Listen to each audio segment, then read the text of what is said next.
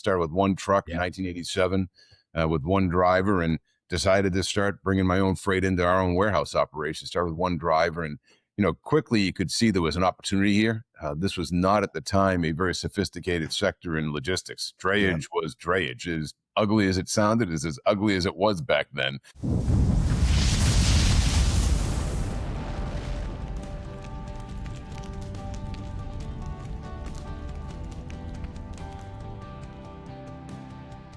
Hey, KP, what's going on? Hey, Higgins. Welcome everybody back to the next episode of Kev Talks. I'm excited for this. I'm excited for every one of them. I think I say that every time. It's like I was super excited. Well, you are. You do. You get excited. Yeah, I get excited. We got some cool people. We're into the 60s. We're getting into retirement zone. We're on episode AARP. I don't know what it is. Medicare, Medicaid, whatever it is, you get it 62. We're getting really close to the 65 number, which is, again, I know I've said it, but it's amazing. It's by so fast. It's been a lot of fun and everything. But this is late January, Northwest Arkansas. I have to talk a little bit about. We either talk about food or the weather. Let's start off with the weather. We've got. I think half the country is anticipating a pretty big winter storm. Coming through. So what are your thoughts around that? Do you go snow sledding? Do you hunker down and eat soup and crackers? What's your plan? Chili, soup, you name it, I'll be here. I haven't been warm in like a week. So I for some reason, you talk about getting into your 60s. The older I get, the colder I stay. Yeah. But I saw you earlier this week and you were complaining about being cold then too. Know, and it was like 65 degrees outside. I know, so, I'm freezing. But somebody said, "Oh, we're going to be snowed in," and I'm like, "No, I got 4-wheel drive. I'm not. The snow doesn't bother me. It's the ice." So we get. But they are saying like, 8 inches of snow on Saturday and 5 inches of snow on Friday. So we could get a foot of snow in those 2 days, and wouldn't bother me a bit, man. I wouldn't bother me a bit. Yeah, it should be fun for the kids. Unfortunately, it's kind of happening on the weekend, so I don't know if they'll get out of school. Maybe I don't think it's supposed to get above freezing for a couple of days, so they may get impacted and get a day off or whatever they call it nowadays on Monday. But it's January. That's part of it. And you can guarantee that the supply chain has been affected because I haven't been to the store, but I bet there's no milk and no bread already. You're probably right. And the liquor stores are pretty busy about this time. That reminds me. I knew that would take care of stuff. Well, listen, again, we got the weather out of the way. I want to talk a little bit about and get your take on a couple of topics, specifically about the Suez routing and carriers going back and carriers saying they're going to go back and then retracting and saying, "No, I'm not. Never mind." What are your thoughts on that, and what does that do to the industry and these BCOs that are trying to plan for transit times and routing and the variability and inconsistency that this causes? It makes it incredibly difficult to plan when you've got, say one carrier who's going to do that, but the majority of the other carriers are not going to do that, or they say that they're going to do it and then they're not going to do it. It's just, as well as I do, it's like, you've got to have some predictability in your transit times. And so you need to make a decision and go with it. But I also understand the carrier's position because it has been an incredibly rough 2+ years in that side of the world. And so I would want to be, spot on for sure that, everything's going to go okay. So I get it from a carrier perspective, but I also get it from a BCO perspective. It's like, you're kind of teasing me here a little bit. Because I do have to plan, and it's tough when you say, "Hey, we're going to go from a 60-day transit time to a 45-day transit time," but now we're back to never mind. Never mind. Yeah. So I get the carrier side, but I get the BCO side as well, and it's like trade. It's like the tariffs and the duties and everything else. You just need some reliability in what you're planning for. Yeah, we could probably go back and forth, and we've had some guests who we can talk a little bit about the pros and cons and the reasons and rationale for let's go back or let's don't, and what's safe and what isn't, and the impact it has. My biggest thing is, pick a strategy and Yeah. stick with it. Yeah. Once you do it, then, and again, I know you have to be able to, if there are other factors that then become known that maybe allow you to make a different decision, but the predictability component is utmost important, and that's 100%. where I'm just like pick one way or another and Yep. stick with it and live 100%. with the decision that you made. So Yep. I agree. and that's not a knock against one carrier or another. No. That's a business philosophy that I'm applying, that I apply to my clients from a consulting advisory standpoint, but also I'm applying that to, the carrier base. So Yeah. 100%. I agree with you. So what do you let's throw a little bit of geopolitics into this. Give me your take on Greenland. and do we need Greenland, or should we be talking about, and if you remember the news cycle, I don't know what episode it was, but we talked a little bit about the Panama Canal. If we're going to take something, is it Panama Canal? Is it Greenland? It was Venezuela, maybe Cuba. What's your take on Greenland? And again, you have full editorial control. So, well, I will say this. So there are a lot of people out there that are a lot smarter than me, but I saw some things the other day that we're talking about.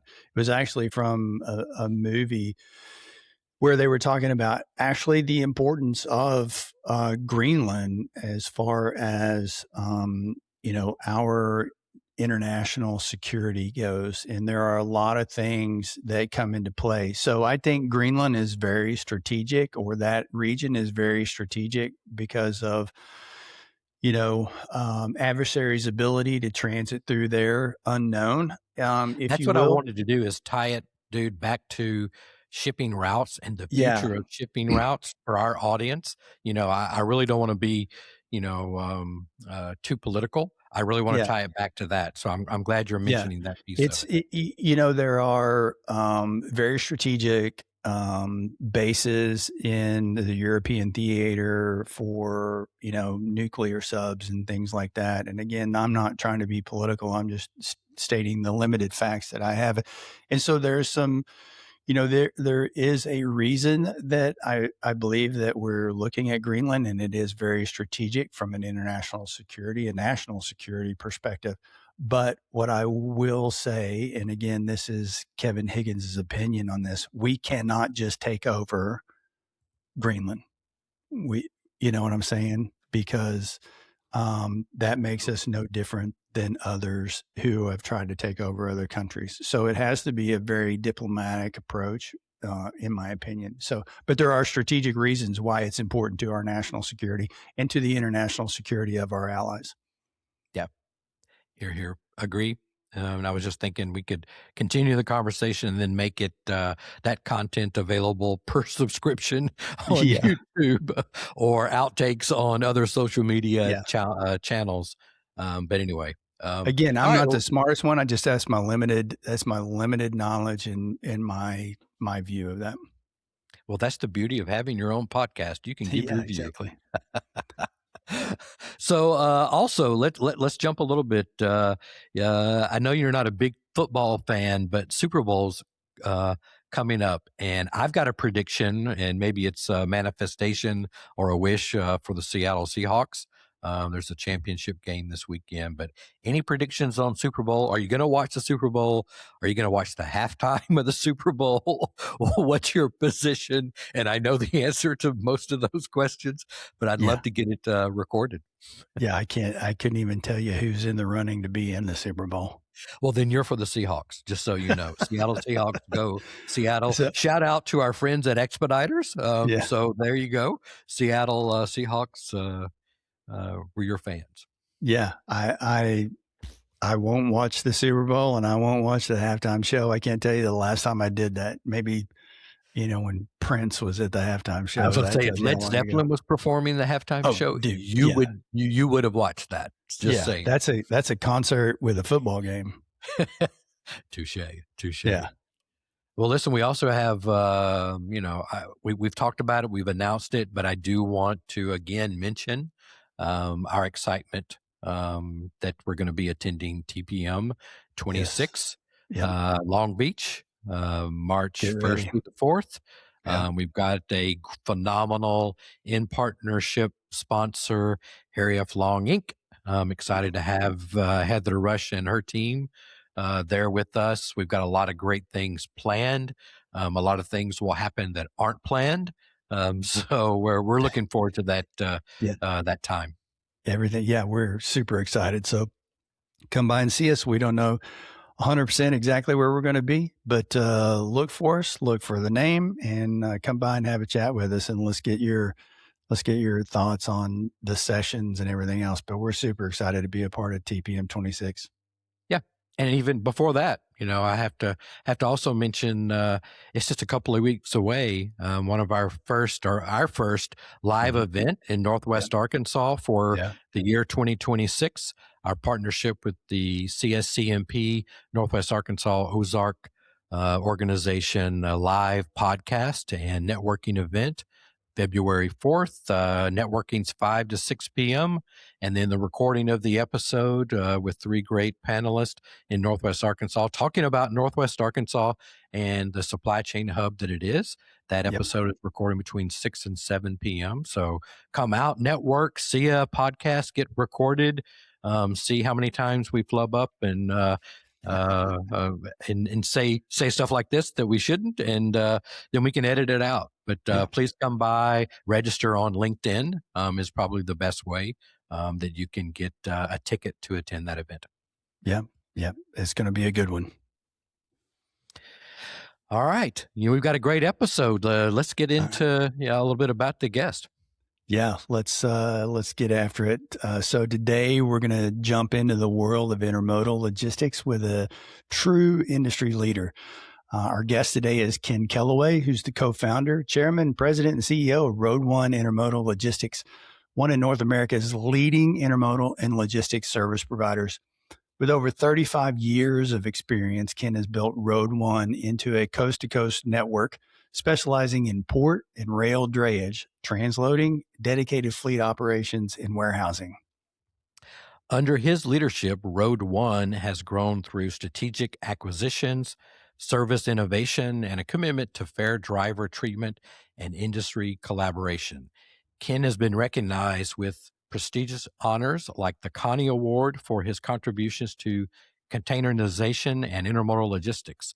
Today, we'll explore his journey, insights on the evolving logistics landscape and operational strategies, technology innovations, and what the future holds for intermodal transportation. Ken, welcome to the show. All right. We've got a treat for our listeners here. We've got a Connie Award winner. If you're in supply chain, you know exactly what that is. But we've got Ken Kellaway, and we're really excited just to, understand and learn from your journey, your story in supply chain and global logistics, and really excited to really just learn from you and be a student to what you've done in your career. So with that, Ken, I would love to hear and start off with your origin story. How did you get in supply chain? Why did you get in supply chain? And why are you still in supply chain? Yeah, we're excited to hear this. Yeah, great. Well, thanks, guys. Well, the problem with being an older guy in the industry is that I need a lot of time to explain all this to you and tell you the whole story, because it's been a long 40-year story. But I know all great stuff. And again, thanks for having me. I appreciate the opportunity. And yeah, I've been doing it for a long time. So grew up in a small family business in the Boston area. A lot of people know my story, but for those that don't, grew up in a small family warehousing business up in the Boston area, kind of the Marlon Brando on the waterfront scenes you used to see. We were all Teamsters, all union, my grandfather, then my father. And I grew up there my whole life, working there, which would now be called the Seaport area. It's been gentrified dramatically since I was a kid. But industrial area, and first forklift truck was 12 years old, and drove a forklift truck my entire life, and went off to undergrad, then to business school, Babson Business School, and came out, and I got dragged into the family business despite every objective I had in life was to never go back into family business, having done it my whole life and worked in the environment. But went in it and took over a small family warehousing business. 1987 actually was the year I started the business, restarted the company.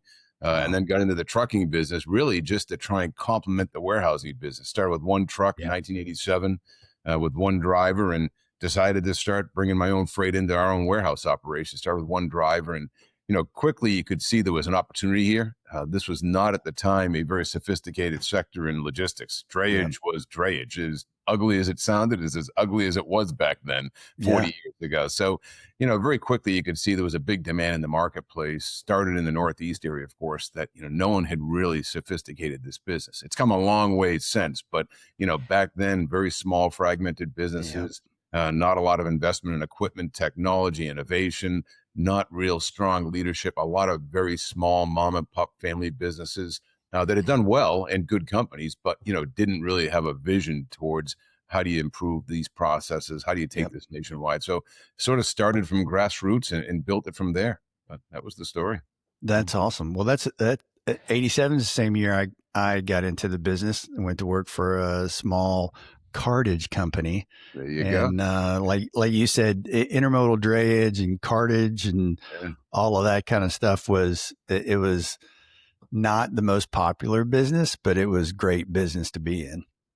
Yeah, well, that's great. Well, I'm glad you said that, Kevin, instead of 87 was the year I was born, because that's what most of the reaction I get from the customers when I'm sitting in the meetings today is. So that's exactly what I get. I was like, when did you start in the industry? And I'm like, July of 1987. They're like, oh, I was two. Okay. I was not born in 87, but I did graduate from high school in 87. So 87 does mean a big deal to me. I'm an 80s guy, but so Ken, what made you stay in the industry? Outside of it being really kind of a family type business, what made you stay? Because supply chain is challenging. Yeah, I joke with people all the time. People say, once you're in, you can never get out. I said, once you're in, no one else wants you. So it's, we're in the business. But, I had some great relationships. Some are still in the industry today that I built. And, again, I think there was a demand for more sophistication in the business, somebody that could sit side by side with the steamship leaders, with the BCOs, and, started getting out into the market and started introducing myself, the company, our team, what we could do. And very quickly saw the demand in the market for, again, someone to upscale this business a little bit back then in the 80s. So quickly we saw a great pathway in New England originally and started going after the big BCO clients up in that market. Back in the old days, the Reeboks of the world, the Franklin Sporting Goods, the Homes Air, some of them are gone, but some of them are still around, and got a great reception to be able to do different things, new things, trying to couple together some of the services beyond just warehousing and trucking. So very quickly saw great traction, and that's where the excitement developed. And, we decided, hey, we could take this thing further. So really focused in New England in the beginning in the 80s. And then I got a couple of great opportunities with a few of the steamship folks. Some of them are still in the industry today. I won't name them, but still in the industry today that were looking for a partner to run depots for them, truck operations for them as the shipping companies that were looking for great partners that could scale and had capital and could expand. And so really ran on the coattails of some of the steamship lines as well that helped me scale the business in the Northeast and then in other areas after that. So, just gained the flywheel momentum and got exciting, as you could see the opportunity that was out there at the time. Yeah. What a great, I think that was a great era to be in the business, as there were some leaders that were really taking things to a different level. You had, Phil Clark Sr. and Cobb Grantham over at DSL and all the Sealand folks, and, Maersk was making moves, and APL was huge. And just what an incredible time to be, in that side of the business.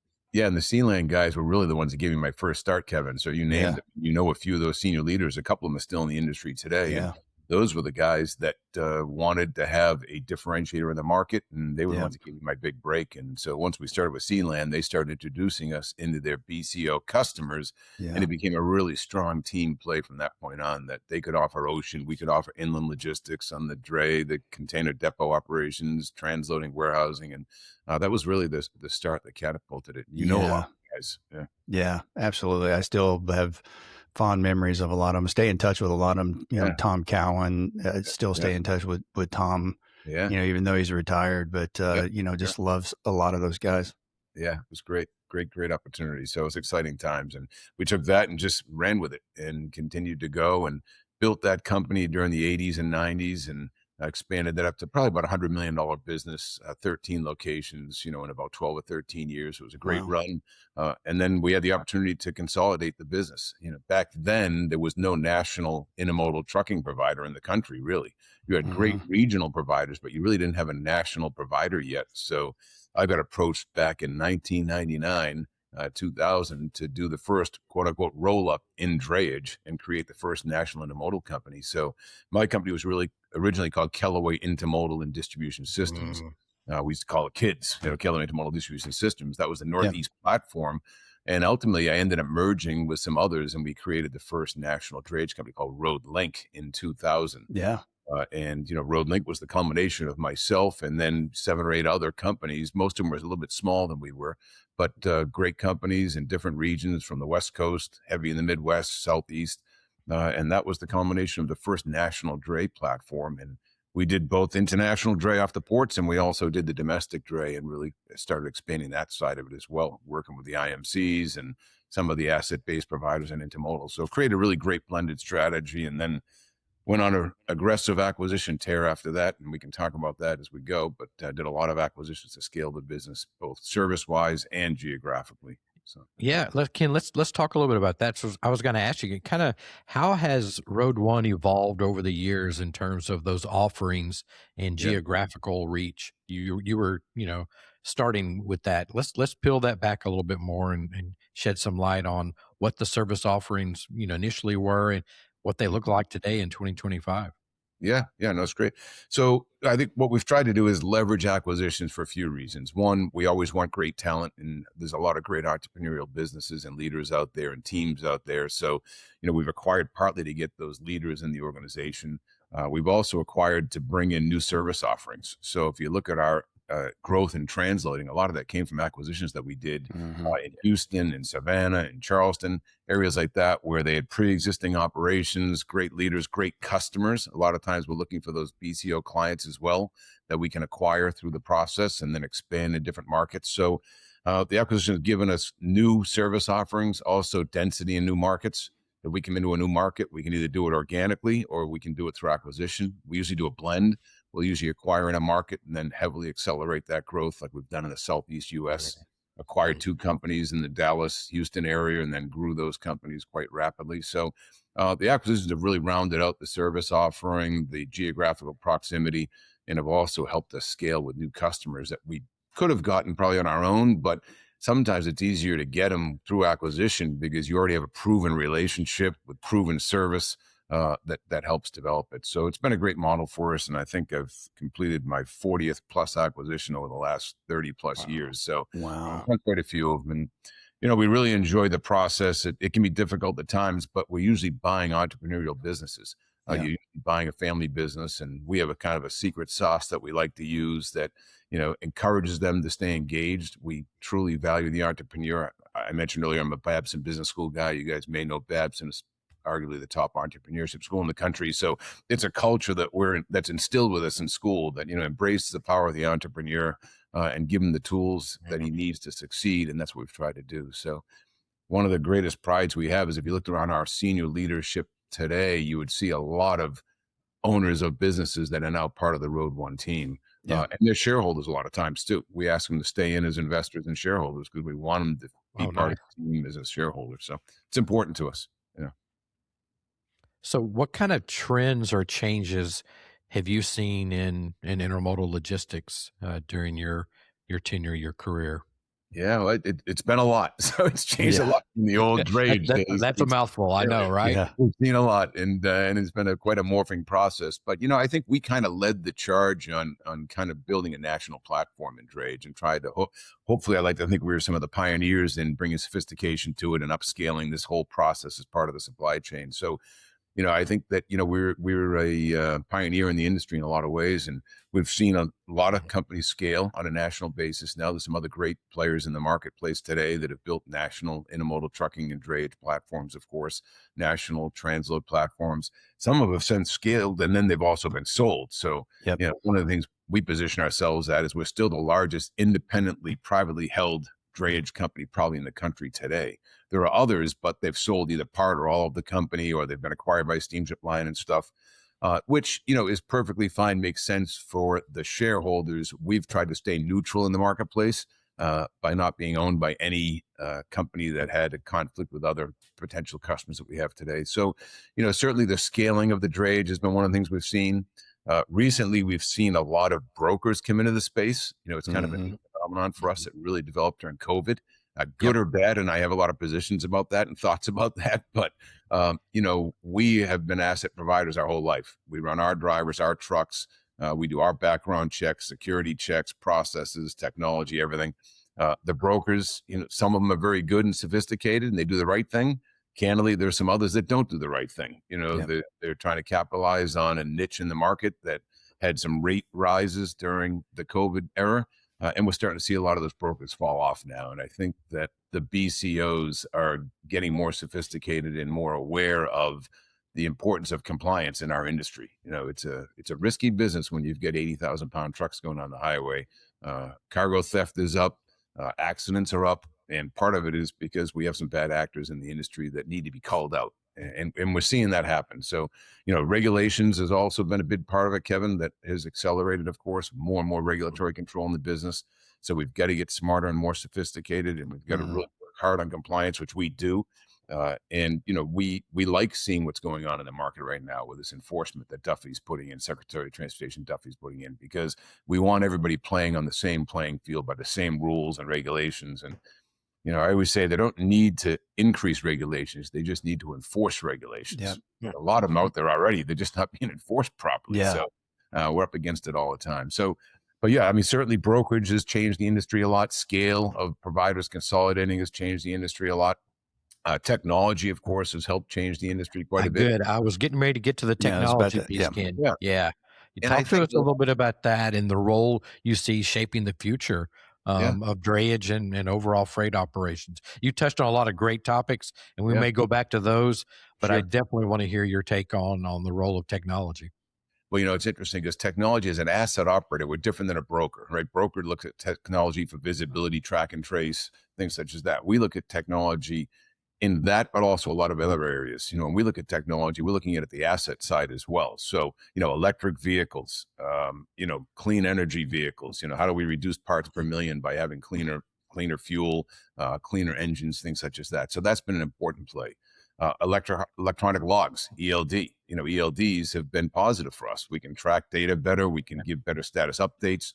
And we can manage hours of service properly instead of, when I started, it was the old log that you guys probably remember where the driver just moved the pen and that was it. You're only as good as the accuracy of that pen, right? So now it's very sophisticated. We can see what every truck does. Believe it or not, technology for us is forward-facing cameras in the cab. People don't think about this, but everybody drives down the highway and they see the Morgan & Morgan sign. And of course, we cringe every time we see it because we like to say 98% of drivers in the market are good drivers. There's that 2% or so that unfortunately have challenges and unfortunately cause, accidents in the marketplace, as we know. But the forward-facing cameras have really helped us demonstrate that. I think the statistic today is 85% of the accidents that happen with a Class 8 vehicle in America today are caused by the car driver or not the driver's fault, meaning hard braking because somebody cut them off or, an unpreventable situation. So the forward-facing cameras have helped us prove that the driver is not always at fault. So it's been very positive. It's been important technology for us and has allowed us to support our drivers properly and make sure that we can demonstrate that they're not always at fault. And then you get into the actual, clean forklift trucks. We're running electric forklift trucks. We're running electric yard trucks. So there's a lot of technology on the asset side that helps us beyond just the standard TMS and the tools that we use. And we do a lot of that. So we have our own tech team that we have. We've got 18 people on that team between Northern California. We've got one group. We've got another group in Boston.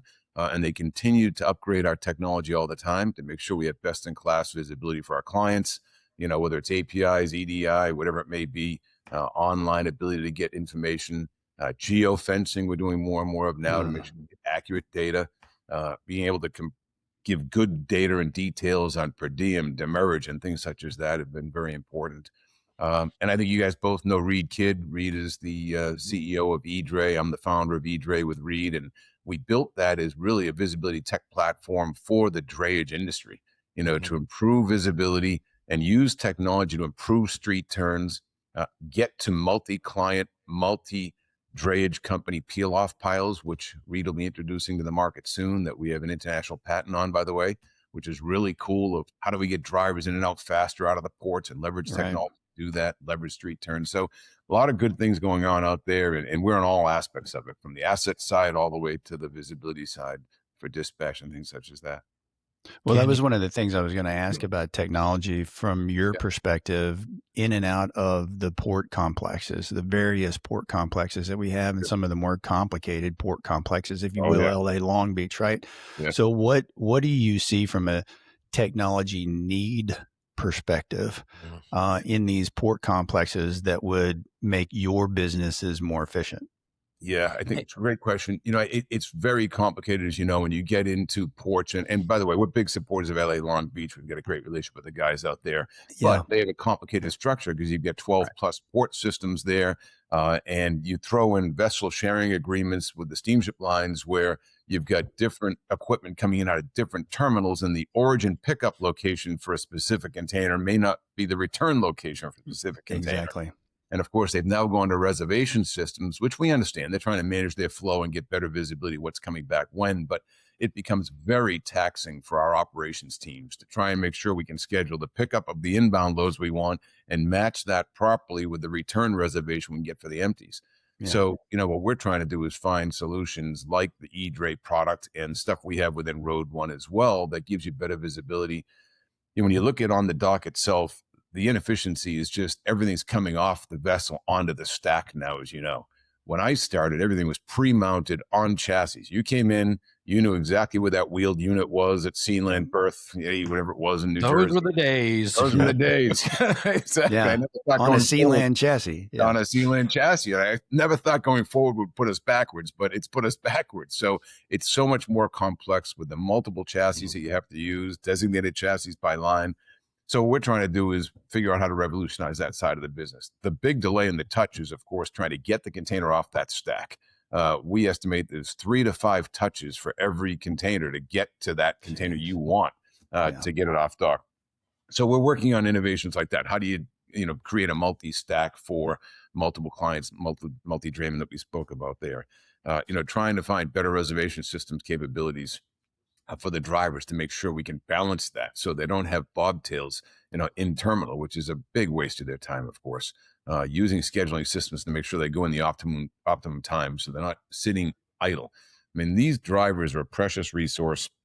We're in a slack market right now, but it's going to start turning. I think it's going to start turning quickly, that we're going to have capacity constraints for a lot of reasons we can talk about. But having drivers sit idle, and they only have 14. They've got 11 hours of driving time, 14 total work time, and having those drivers sit idle for an hour, 2 hours at a gate waiting to get a piece of equipment is just inefficient. So, there's pre-pulls, there's a lot of things that can be done, but we're working through it all the time. And a lot of the ports have been very innovative and very supportive, and we embrace that. And, every market's different, of course, depending on whether it's a single terminal or complex situations like you have in California. Yeah. So Ken, you mentioned Reed Kidd and the eDre team. Road One collaborates really closely with eDre and even All Port Cargo Services. So all the things you just talked about on the last mile challenges, port congestions, how do those partnerships with eDre and All Port help you tackle those type issues? Sure. So, I think a couple of things. So eDre is a neutral entity. So Road One has no ownership in it, just to be clear for the audience, of course. And Reed runs that company as a complete autonomous business. We do work with him, of course, due to the relationship back and forth from a senior ownership and leadership of that business. But it's really designed as a neutral product to really help support the BCOs. So, inevitably, when we're moving freight for BCOs that are using the eDre platform Road One is part of that carrier network, but he can do business with anybody he wants, with any BCO and with any drayman he wants. So that's a very important differentiator. And, we're big strategic thinkers at Road One. We want collaboration to help improve the industry. And so, again, we've worked closely on how do we do multi-client peel-off piles? How do we work with other draymen to support each other? The larger, qualified, professional draymen that want to work collaboratively, I think there's an opportunity there. So he operates as a neutral entity there. ACS, they're a client of ours, just like we work with a lot of the other brokers and forwarders, of course. So we've always had a longstanding relationship with those folks. That's part of DP World now. So they'll open the DP World side, as you probably know. So DP is a client, just like Expeditors, just like a lot of the other forwarders and brokers. So, try and maintain a neutrality within the Road One product itself, of course, but certainly try and work with any strategic partner we can that makes sense for all of us. Yeah, that's good.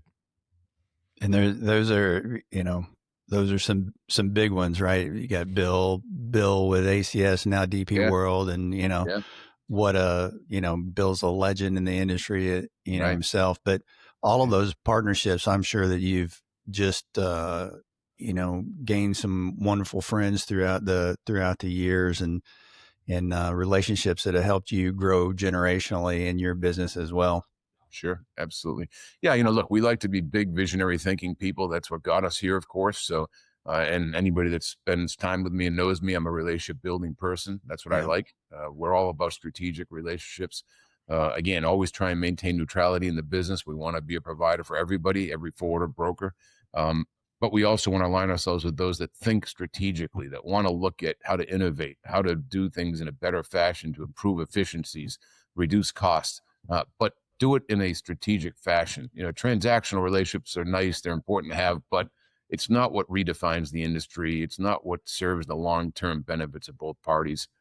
And we deal with a lot. There's a lot of companies out there that still want to grind rates down and want to think things at a very transactional basis. And, we'll certainly work with some of them, but, that's not really what our success has been. Our success has been getting past the sales pitch and really spending time in those QBRs and really looking at both sides, both partnerships, and trying to understand how do we both win by doing things differently? What can we do different to save you money? What can you do differently to take cost out for us so we can both benefit and prosper and improve efficiency? So that's what we try and do on a consistent basis. Yeah, relationships matter. I've watched this for a long time, like you have, Kevin, and I think, unfortunately, it's moving towards more and more spreadsheet and data management, and that doesn't necessarily move the freight properly. It doesn't innovate. It doesn't do any of that. So, one of the watchouts I have for the next generations are you have to build relationships. And, when things get tight and things get tough, and you're the guy that controls the capacity, you're going to take care of those people that are strategic. You're going to take care of those people that, were there to support you in the down market. You're going to be there to support them in the up market. And, we always say, don't look at lowest price, look at lowest overall cost. And there's a difference, right? Anybody can get a low dray rate, but, can that vendor manage your demurrage, manage your per diem, make sure he provides the capacity where you need it, when you need it? Does he have chassis availability? So, those are all the important things we think that have to be looked at in the industry on a daily basis, not an Excel spreadsheet. Yeah. Here. I think that's a hard lesson for some to learn sometimes, but agree wholeheartedly on that. Well, listen, you talked a little bit, you mentioned a few minutes ago, kind of a little bit of the forward looking in future. I'd love to get your take on, as you're talking to customers, what the pulse, what the vibe is, this time of year, and what 2026 is going to look like. Yeah, no, thank you. Look, I think we're at a tipping point right now. I think you're going to see a very interesting first quarter. We're a acquirer in the industries. We know more than we should know. We think there's a lot of companies in there that are in deep financial trouble. And it's not because they're not great companies, and it's not because they're not run by great people. It's because the margin pressure, the pricing pressure has been more significant the last 3 years post-COVID than I've ever seen in my 40 years in history. And the rates are being driven down aggressively. Part of it's because you've got some providers out there, and I will say some of them are bad actors. You're watching what's going on with the non-resident CDL situation out there. You're watching what's going on with some capacity that needs to be taken out that are being run by illegal operations, by, in some instances, even illegal immigrants that are running these that, just shouldn't be doing business in this market today. And it's been driving down costs. And the brokers, not all, there's some great brokers out there, trust me, but some of them are taking advantage of that capacity, and it's driving pricing down, but it's not sustainable rates. It's not sustainable pricing. Yeah. We look at our cost structure as an asset operator. We manage our costs very, very well. And if you looked at any one of the tier one carriers out there, you'd see our costs have probably gone up the last 4 years, at least 25 to 35%, depending on how you categorize certain things. Truck costs, tire costs, facility costs, labor costs, driver costs are up significantly just because it's getting more and more difficult to get drivers. But yet pricing has been almost stagnant for 3 or 4 years. So I think what you're going to see quickly is you're going to see some significant losses of dray capacity in the market. You're going to see some companies go out of business, both small and large. We're seeing it all on both sides of the coin. Yeah. It's and I think you're going to see capacity be pulled out just due to regulatory changes, like we've seen already. The 17,000 drivers that were pulled out of California just because they weren't compliant with the non-resident CDL. You're looking at the B1 driver pressure coming cross-border from Mexico. That's a lot of driver capacity there, but you're going to see less and less of that taking place, we think, as there's more pressure on making sure those drivers are fully compliant. They're operating under the U.S. hours of service regulations. They're fully compliant with CDL requirements and things such as that, which they're not all doing that today, but that's going to put pressure on it. So we think you're going to see capacity come out of the market for all of those reasons, and we think it's going to tighten up rates, and we think that customers have got to be prepared. Again, align yourself with the right type of provider to make sure that you protect yourself and you protect them, because we think the market's going to tip, maybe not Q1, but I think by Q2, you're going to start seeing more and more rate pressure. We're going out in the market right now, asking our customers to support us on a nominal GRI just to try and get rates moving back in the right direction, because we want to be a long-term sustainable partner as well, and costs continue to accelerate. So I think you're going to start seeing an inflection point right now. And we're starting to see it already with capacity tightening up in the market. Yeah. Interesting. Yeah, I think it's definitely challenging times, and I think 2026. How do you see 2026 compared to the last 5 years? Let's group 2020 pandemic through 2025 and maybe the question really is 2026 through 2030. So for the next 5 years, we've had 5 years of this decade. Yeah. What do you think the next 5 is? What challenges, and what do you think the market is going to do? Well, I think we've all seen these cycles in our careers, right? We've all been around this thing for a long time, and it's an ebb and flow cycle, and I think we're at the bottom of the cycle right now. I think mid 26, you're going to start seeing that acceleration back. Rates have got to come up. Capacity is going to tighten. You're going to see less neutral providers in the marketplace. And I think hopefully customer demand's coming back. We just saw the 25 basis point reduction in interest rates. That's a big issue. As you know, cost of capital is high for companies that are trying to grow infrastructure and scale their business. On the one side for us, on the other side, we do a lot in the home building side of the business. Those clients have been stagnant right now, of course, because people aren't moving like they did. They don't want to give up the old 2.2% mortgage rate and move to the new house that's got the 6.2, but that's coming down now. So I think you're going to see construction start to accelerate, and construction impacts us in a lot of ways. It doesn't just impact us because you have more freight to move, but a lot of drivers, especially in the drayage space and short haul transportation space, migrate over to construction.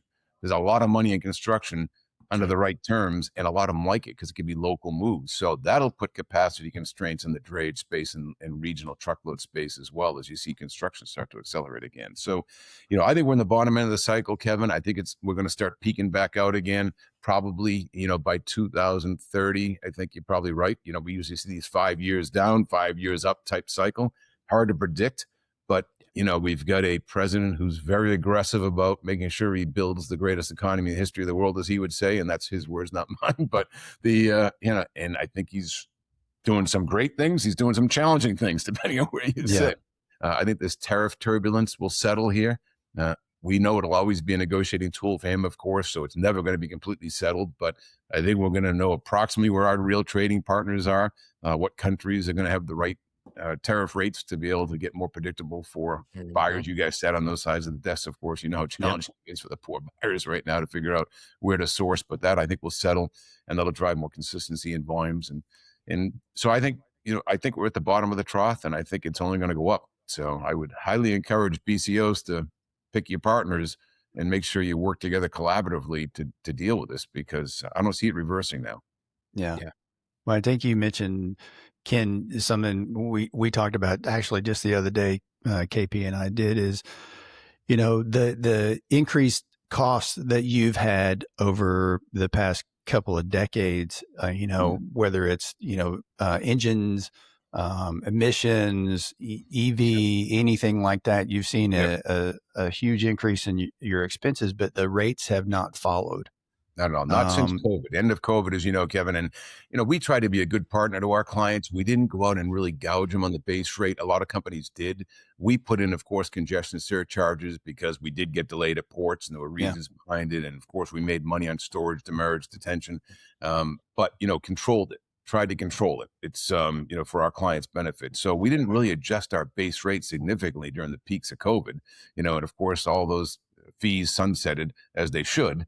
So, now we got to work back and get base rates back up again where they belong. And we know the BCOs have been under significant pressure. The ocean carriers took significant rate increases, Suez challenges, whole host of things that we know went on out there.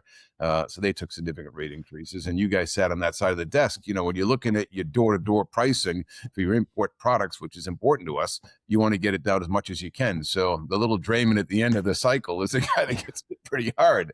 So we got hit pretty hard. So we got to work on getting those back. And of course, we also do a lot on the domestic intermodal side, and the domestic intermodal business has been hit significantly over the last 3 or 4 years just due to volume reductions and the truckload guys discounting dramatically to keep their fleets moving. So we think that'll start to rebuild again and come back as truck capacity comes out of the market. So, we're just working on trying to make sure we've got a solid footing. We continue to make sure our company is operating as efficient as it can. We take excess cost down anywhere we can, of course, and make sure we've got the right service offering for the clients so we can be a great partner going forward.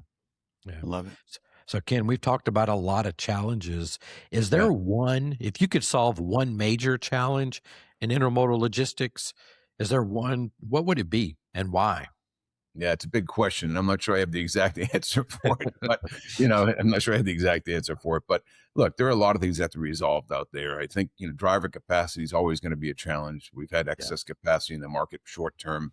But, I think compliance is the most important thing to us, Kevin. We just want everybody playing by the same rules. We want the opportunity there for the entrepreneurial company that's the small player trying to get in. We want the opportunity for the large competitor there. But we just want everybody playing by the same rules. If everybody's engaged in the same rules, then it allows us to all get a fair return for our hard work and for our investment. When you've got non-compliancy out in the industry right now, that's what creates the biggest challenges today. So, I think for us, we want customers to make sure that they're qualifying their partners properly and making sure that they're compliant, because there's going to be a lot of exposure to BCOs. If you're working with non-compliant partners in the future, you're going to be exposed. You've already seen it with Duffy. He's already called out a few national companies that weren't following AB5 regulations. And as I mentioned, we're an acquirer of companies. I look at companies every single day. We tried to buy 2 companies in Southern California the last 3 months. We walked away from them both because neither one of them were following the AB5 regulations. Wow. And we went to the owners and we said, look, we'll give you an opportunity to transfer this over and get compliant. We'll pay the drivers and we'll give you a certain amount of lead time to do it. Both of them declined. They said, there's no enforcement right now. We don't care. We're going to continue to do what we have to do, and we're not going to sell to you. So, that's what I want to see in the industry. I want to see everybody play by the same rules of engagement to protect the drivers, protect the shareholders, and protect the customers. And I think that's the most important thing in the market today. That's so interesting. Yeah, that thanks for sharing that. That's really interesting. So let's pivot a little bit. I hate using that word, but let's pivot a little bit to young professionals in the industry. With your background, your experience, how would you advise these logistics professionals to kind of future-proof their careers, specifically in the intermodal or maybe the broader supply chain, their roles? What type of approach, what type of tools, what are the things that they should be? What would you, if you were just starting your career, what advice would you give? Yeah, no, I think, first of all, I love seeing young leaders come into the industry. It's great. There's a great opportunity here. I've got 2 of my sons are involved in the business, and they're doing very well in it. They're both well-educated, came out of phenomenal business schools, and they're in logistics. Kendall is our chief commercial officer. A lot of people know Kendall around the industry. My youngest son, Christopher, went to Claremont Colleges, national rugby champion, football player. He now runs our company called Kinematic. We own a company called Kinematic, which is a 4PL national warehousing company with phenomenal visibility tools, so we can show the clients technology and show visibility of inventory all around the U.S. So it's great to see these young minds come in because they think differently, right? I'm an old Ken, school did you guy. try to prevent them from joining the industry? Did Great one of question. those parent things like, no, Yeah, let's do something else? Or were you no. I encouraged them to come in. I didn't force them to come in. I encouraged them to come in, and they okay? came in with eyes wide open. They started at the ground level. They all worked in the warehouses growing up, and we say there's no Ivy Tower in the Kellaway family. You got to work your way up from the dungeon and the basement all the way up. So Yeah. they all worked in warehouses. They knew what they were getting into, but what they saw was it was a great opportunity for bright, smart, innovative people to come in and make a difference.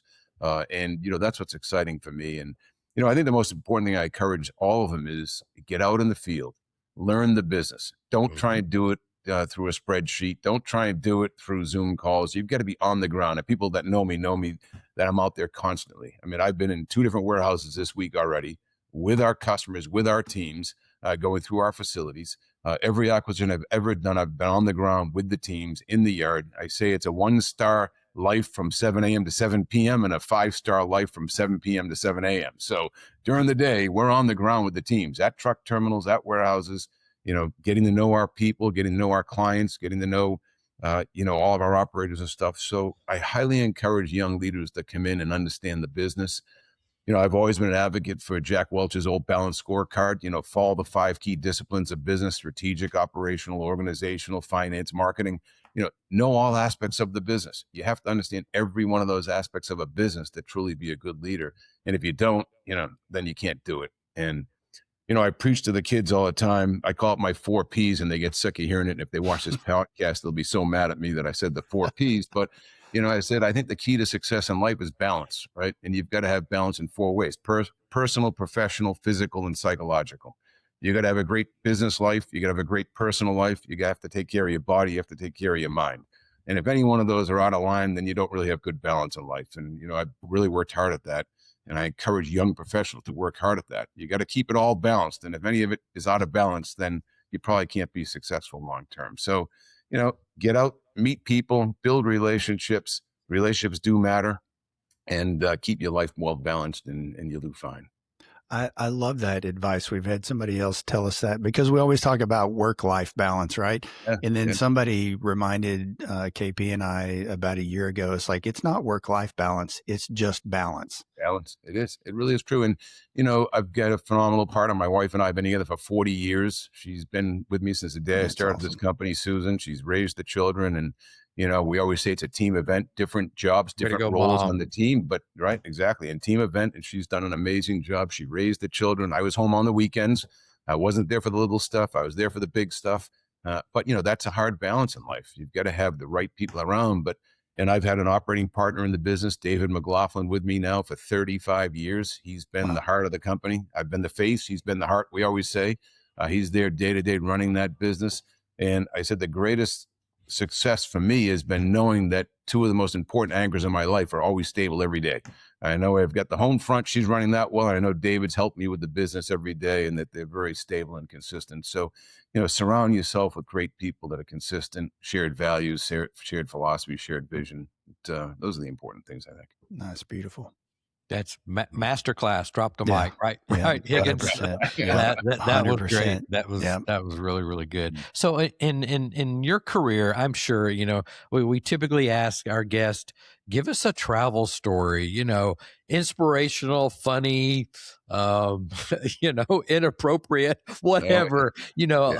Of all the travels, we all have those. What sticks out in your mind that you would be willing to share with the audience? And it could be, your favorite place to eat, or like Higgins has a lot of great went wrong type travel stories. Higgins has traveled the world a lot more than I have, but you'll relate to my first trip, I think, to Asia was 1995.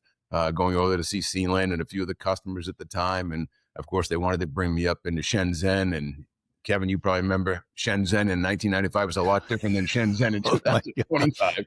And Yeah. I was an old school Boston kid that was grown up in an English-Irish family that was corned beef and cabbage, and that was about as fancy as we got. And so, of course, they've got me up doing dim sum, and they're picking out the snake and the chicken and the whole. You guys have done this a dozen times. I had never done this in my life. And by about day 2, we're back up coming into, I was going up to Yantian, I guess, to the port, and I am done. I have been 2 days with struggling with food and dying here. And I turned to Thomas Chu, who was our host at the time. We're in the van taking the drive. You've probably done 1,000 times. And I said, Thomas, McDonald's. He says, no McDonald's. I said, Thomas, McDonald's. He says, no, McDonald's 2 hour that way. I said, Thomas, McDonald's. And we drove 2 hours out of the way to go to a McDonald's so I could get 24 cheeseburgers to go. And I don't care whether they were getting contaminated or poisoned by day 2. I still ate them every day. So, yeah, my first foray into dim sum didn't go well for me. So it's we worked through it. So yeah, especially in Shenzhen back then. Man, it was rough. Yeah, rough days. It's come a long ways, needless to say now. But yeah, for sure. Yeah, so fun travel. That's awesome. Mine was always find a Wendy's. Yeah, so, there you go. Yeah, I need to find a Wendy's. Got to find a Wendy's. That's it. Yeah, easier today than it was back then. There weren't as many. For sure. But yeah. That's great. So since we're talking food, what's your favorite meal? And where at domestically? Like right now, something popped in your head. Where is it, and what is it? Well, I always say there's 2 sides to my life, as I mentioned earlier. It's the one star during the day where, I'm a pizza guy or something like that, but I actually try and eat fairly well during the day because anybody that knows me knows I'm out a lot. So, my success, I think, has been out meeting people, clients, friends, customers. Sure. So it's a lot of filet mignon and Cabernet at night. So that's kind of my niche. Matter of fact, last night was Ocean Prime, and I live in Sarasota, Florida. So Ocean Prime last night with a filet and Cabernet last night with some clients. So it's great. And then during the day, it's pretty simple. I'm not a big adventurous guy during the day. It's usually a salad, but my son Kendall will be watching this, and he will say that 90% of the times we're traveling, it's literally a gas station and it's a power bar and peanuts, during the day. So I don't care how successful you have or have not been, you still go back to the grassroots of, for me, I don't like to waste a lot of time during the day for lunch. I'm not a big sit down guy. It's, I like to keep moving. So speed is key to me. So it's, if it's a power bar on the road, it works for me. So literally all over the place, but definitely the filet and the cab. Yeah. It sounds like a leader I had at Walmart is like, I'd be traveling with him and it'd be a bag of peanuts and a power bar and I'd be starving. Like we're not stopping. We don't have time to stop. We got to go. Yeah. Sounds like Gary Adams to me, but that's who it was. Well, it was pre Gary Adams, though. Tim Yatzko. I'll call him out on it. It was Tim Yatzko. So yeah. Well, there you go. Fantastic. I love it. That's great. Yeah. So Ken, we're coming up on the end of our time with you. What if you could lead the audience with one thought about the future of logistics, what would it be? Yeah, I think I've talked a lot about it today. Partnerships are key. They really are. And you've got to pick your partner, whether it's us or somebody else. Pick a great partner that's innovative. Pick a partner that's got the capital to grow and provide the solutions that you need. I think that's going to be the most important thing. I think this next generation has got to value that because it does matter. It's we had one of our biggest customers come in from China this past week. We spent 2 days up in our Jacksonville operations where we run a very, very large operation for them, drayage, warehousing, regional truckload. This is one of our top 10 customers. And, to sit in that room for 2 days and have a collaborative discussion, collaborative relationship, you can't place value on it. One of our largest customers probably our largest customer in the country is actually one of the largest data center providers, which I'll leave unnamed. But, we spent endless time with them. We now have over 220 trucks, thousands of trailers, 14 locations, and that's been built over the last 6 years, started with one driver, one truck. Wow. And that's a partnership that continues to expand, and they're mutually beneficial. So I think you can get much more out of a partnership if people are transparent. Tell us what's working for you. Tell us what's not working for you. Let's find a common solution. Let's get past the salesman stuff. Let us continue to build solutions that you need. A lot of what we've built in this company has been around the customer desire and demand. What do you need? How can I help? where do you need a transload facility, or where do you need coastal warehousing? If we don't have it, if it makes sense and it's good for both parties, we'll build it. So, again, I really, really encourage, partnerships, strategic relationships, open communication with your vendors, pick good vendors, make sure that they treated fair so both parties can win. So I think that's the biggest message.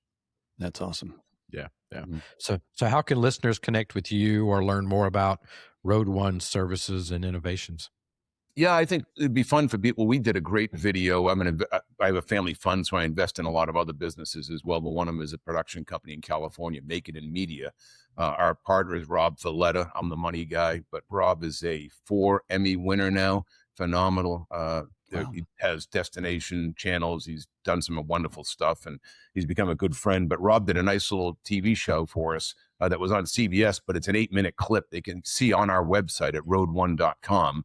And you go in there and say a day in the life. And, it's not just selling about Road One. It's telling about what goes on. How does that package get from the port to the customer's door? Yeah. Because Nice. a lot of people, they see that package arrive at their door, but they don't have any idea what goes on behind the curtain. They don't understand what you guys did for your whole careers, what I do every day in my career to get that off the vessel, even what you guys did moving it from Asia or from Europe, wherever it was you were sourcing from all the way. So I would encourage people to go onto the Road One site, look at what we do. You can get through our marketing department there, of course.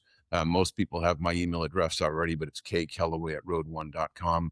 But take a look at the video. I think you'll find it kind of fun, kind of cool. We did it in the port of Norfolk, Virginia, with one of our big customers up there, and tells people a little bit of the story. That's awesome. We'll put the link to that video in the website. We'll put that in the notes of the episode. Yeah, for great. sure. That's Yeah. good. Well, Ken, this has been great. Yeah, Oh, thanks man, this so has much been such a for good time. sharing all your insights and your experience with us today. From scaling Road One to tackling workforce challenges, the technology, fostering the industry collaborations, all of that. There's a lot for our listeners to take away. So for those tuning in, whether you're a logistics professional, a shipper, or just interested in supply chain innovations, today's episode really highlights the importance of strategy, relationships, adaptability, and leadership just overall in intermodal logistics. So thanks for joining us on Kev Talks, Real World Global Logistics, and we'll see you on the next episode. Yeah. Ken, we'll see you in person soon, I'm sure. Thanks, folks. Appreciate the time, Kevin and Kevin. A lot of fun. Thank you. Right. Thanks so much, Ken.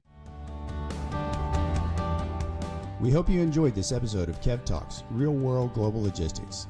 If today's discussion inspired you, don't forget to follow, subscribe, rate, and share our podcast. Remember, every great journey in logistics starts with a single step forward. Let's continue working together to transform the industry.